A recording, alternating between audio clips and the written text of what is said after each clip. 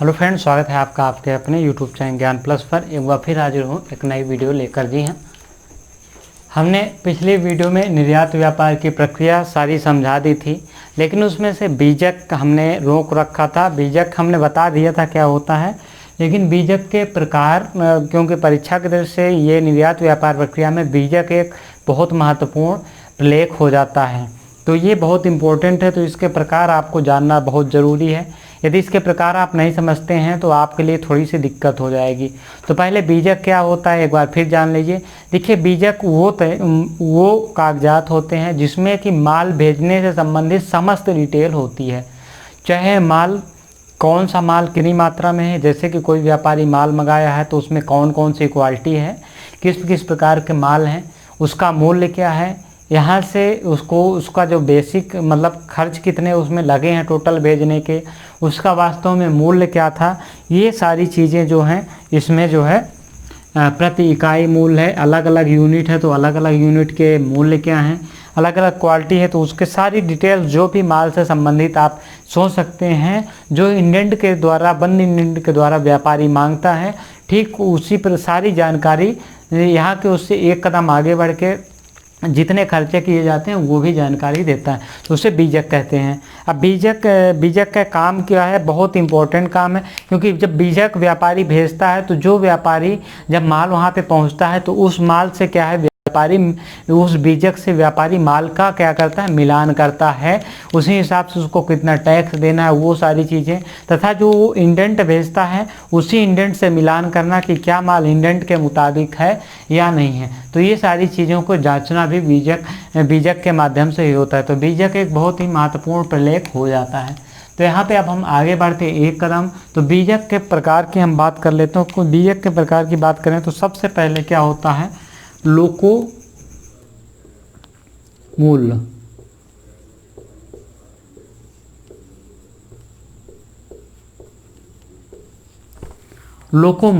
लोकोमूल्य की अगर हम बात करते हैं तो यहाँ पे आप देख सकते हैं कि लोकोमूल्य वो मूल्य होता है जो लागत, व्यापारी की जो लागत लगती है लोकोमूल्य में केवल वही होता है, इसमें किसी भी प्रकार के अदर खर्चे नहीं होते। व्यापारी जो लागत होती है यानी कि जो इंडेंट में वो बताता है कि हमारा इतना लागत है, और तथा बीजक में बताता है कि हमारी जो लागत है यानी कि जितने में हम माल बेच रहे हैं अपने यहाँ से आपको दे रहे हैं उसकी लागत क्या है, तो उसमें वो टोटल कितना है, तो वो यहाँ पे लोको मूल्य के थ्रू आएगा। लोको का मतलब ये हो ही जाता है कि लोकल मूल्य, यानी कि जो वहाँ का लोकल मूल्य है वो है, उसमें किसी भी प्रकार के जो है खर्चे नहीं जुड़े होते हैं। अब लोकल मूल्य, लोको प्राइस इसे ही कहते हैं। इसके बाद जो है वहाँ के लोकल मूल्य के अलावा जो भी खर्चे होते हैं वो आयातक को करने पड़ते हैं, तो वो लोकोमूल्य हो जाएगा। देखिए, कोई भी व्यापारी है चाहे वो अपने जो जितना भी प्राइस है वहाँ से अगर आपके घर तक माल भेजने का वो अलग से चार्ज जोड़ लेगा, भले आप चाहे उसको जिस प्रकार से बताएं। लोकोमूल्य में किसी भी प्रकार का चार्ज नहीं होता है। सारे चार्ज क्या है जो है क्या कौन वहन करता है, विक्रेता यानी कि क्रेता करता है। तो ये लोकोमूल्य हो गया। अब एक और हो जाता है FAS यानी कि गोदी डाक व्यय मुक्त। गोदी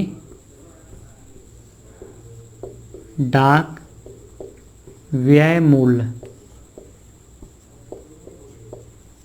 इसे FAS भी कहते हैं।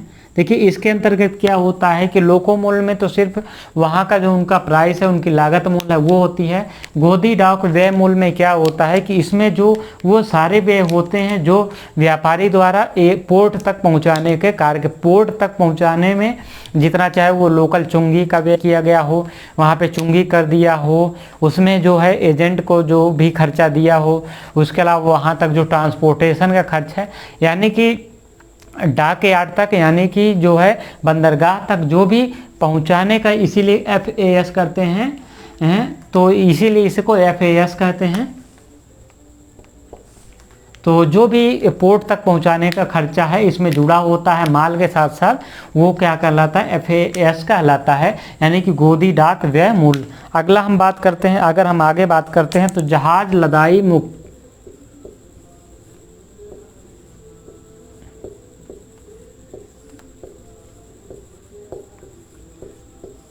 जहाज लदाई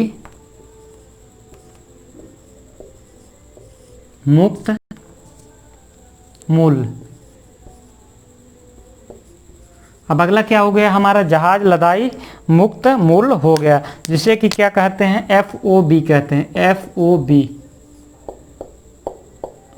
देखिए जहाज लदाई, अब जैसे कि यहाँ पे हमने क्या किया, पोर्ट तक पहुँचाने का जितना खर्चा है उसको जोड़ लिया गोदी डॉक व्यय मूल्य में, ठीक है। लेकिन अब हम क्या करेंगे कि जब आगे इसके एक कदम आप आगे बढ़ेंगे तो आपको पता है कि जब यहाँ पे बंदरगाह पे माल पहुंच जाता है, उसके अलावा वहाँ का जो है डॉकयार्ड तक ले जाने का खर्चा, उसके चार्ज, वहाँ पे सामान रखने का जो भी सारे चार्ज हैं, यानी कि जहाज पर लदने तक का जो भी चार्ज है, जहाज पे लदने तक का जो भी चार्ज है वो सारे क्या है, जहाज भाड़ा को छोड़ के जहाज तक लादने का चार्ज, जो भी वो सारी चीज़ें क्या होती है इसमें जुड़ी होती हैं। इसीलिए जहाज लदाई मुक्त यानी कि जहाज लदाई युक्त मूल्य, यहाँ पे सॉरी युक्त मूल्य होगा, यानी कि जहाज लदाई यानी कि इसमें जहाज का भाड़ा छोड़ के जहाज पे माल लादने तक के जितने भी सारे खर्चे हैं इसमें जहाज भाड़ा नहीं होता है, ये चीज़ आप ध्यान रखिएगा, ठीक है। अब अगला हो जाएगा जहाज भाड़ा युक्त।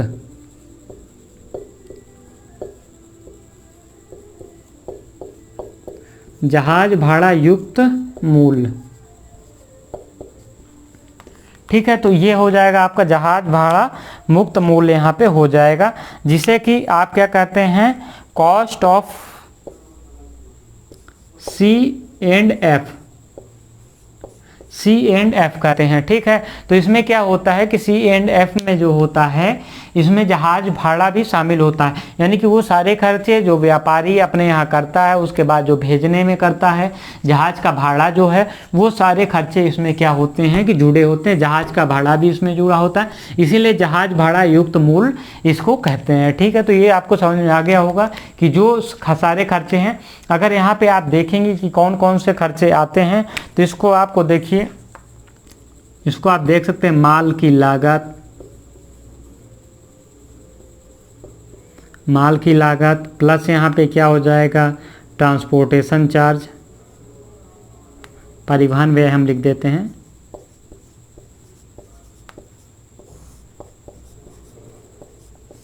परिवहन व्यय हो जाएगा, यहाँ पे जो बंदरगाह तक आपको ले जाने का खर्च था वो सारे हो जाएंगे, पैकिंग व्यय हो जाएगा। देखिए माल की लागत हो गया, परिवहन व्यय हो गया, पैकिंग मूल्य हो गया, उसके बाद यहाँ पे निर्यात कर हो जाएगा, एक्सपोर्ट टैक्स जो लगता है व्यापारियों को देना पड़ता है वो हो जाएगा। उसके बाद यहाँ पे गोदी व्यय, जो भी वहाँ पे गोदी यानी कि बंदरगाह पे रखने का जो खर्च है वो सारे, प्लस यहाँ पे लदाई, जो भी लदाई लगेगी प्लस जहाज भाड़ा।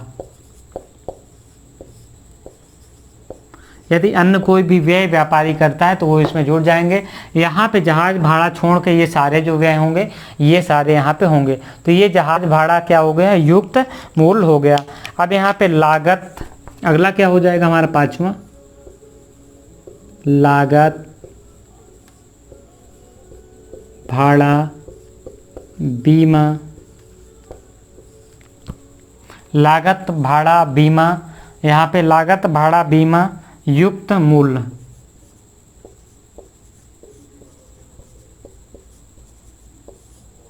देखिए कुछ किताबों में ये जो युक्त हमने लिखा है वहाँ पे मुक्त भी लिखा रहता है, तो आपको कंफ्यूज नहीं होना है कि मुक्त मूल्य का मतलब ये सारे भाड़े अब यहाँ पे ये जो हम भाड़े बता रहे हैं यानी कि जो व्यय बता रहे हैं ये सारा कौन करेगा, निर्यातक करेगा।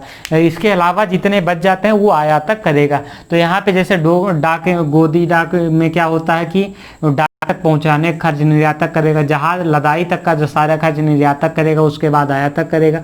यहाँ पे जहाज का भाड़ा भी क्या करेगा, अब वो निर्यातक देगा और उसके अलावा जो भी होगा आयातक करेगा। यहाँ पे ये सारे आप जोड़ लीजिए, प्लस बीमा।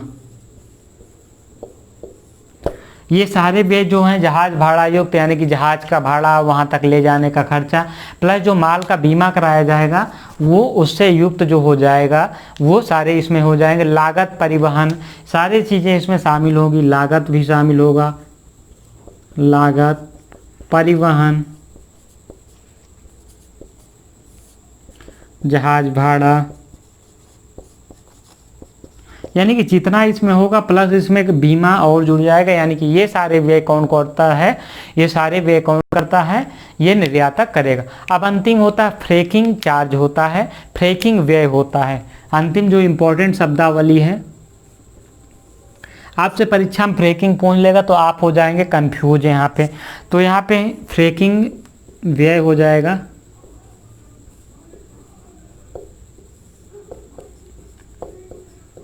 व्यय, इसे आप क्या कर सकते हैं हिंदी में, समस्त व्यय मूल। इसमें समस्त व्यय मूल में क्या होता है कि इसमें विक्रेता जो होता है, यानी कि जो निर्यातक होता है, वो क्रेता के व्यवसाय के स्थान तक भेजने तक के जितने भी खर्चे होंगे वो समस्त निर्यातक करता है। तो इसमें क्या हो जाएगा, विक्रेता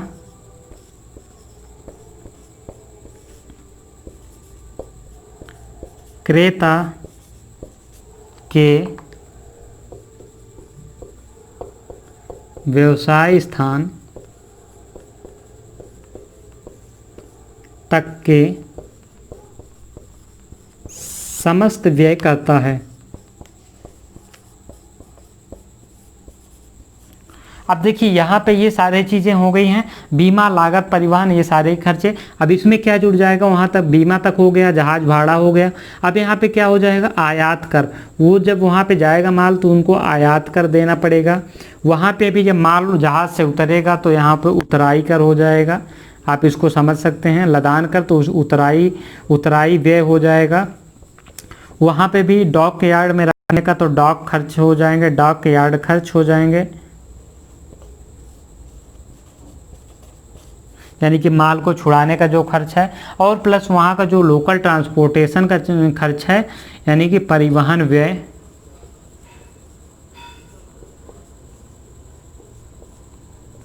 प्लस लोकल कर अगर शामिल हैं कुछ तो वो सारे अगर शामिल है तो वो सारे क्या है, निर्यात करता है। तो ये इस प्रकार से 6 प्रकार के आपके हो गए। पहला लोको मूल हमने आपको समझा दिया था कि लोको मूल में सिर्फ लागत मूल जुड़ा होता है। फिर गोदी व्यय में जो है माल को पोर्ट तक यानी कि बंदरगाह तक पहुंचाने का खर्च। उसके बाद जहाज लदाई युक्त, यहाँ पे सब आप समझ सकते हैं, जहाज के लदाई युक्त मूल का मतलब यहाँ पे क्या हो जाएगा, जहाज लदाई तक का जो होगा, जहाज लदाई तक के जितने भी खर्चे होंगे वो कहाँ से हो जाएंगे, जहाज लदाई युक्त। वहाँ पे लदाई तक के खर्चे सारे जहाज लदाई युक्त में आ जाएंगे। जहाज भाड़ा युक्त यानी कि जहाज लदाई के अलावा उसमें जो भाड़ा भी जुड़ जाएगा जहाज का वो हो जाएगा। उसके बाद लागत भाड़ा बीमा युक्त, तो इसमें बीमा लागत तक तो हमने कर ही लिया था, यानी कि जो जहाज का भाड़ा था वो सारी चीज़ें। उसके बाद बीमे का भी जो खर्च है वो भी यही निर्यातक उठाएगा। फिर फ्रेकिंग व्यय, सिर्फ यहाँ तक निर्यातक सिर्फ अपने देश के नहीं, उस देश में जहाँ पे माल जा रहा है वहाँ के भी लोकल व्यय को सारे कौन, निर्यातक उठाएगा। क्या ये निर्यातक ये सारे व्यय जो कर रहा है वो अपने जेब से करेगा जेब से बेशक, लेकिन वो सारे आयातक से वसूल करेगा, क्योंकि हर व्यापारी का उद्देश्य होता है कि लाभ कमाना, हर बिजनेस का उद्देश्य होता है कि लाभ कमाना।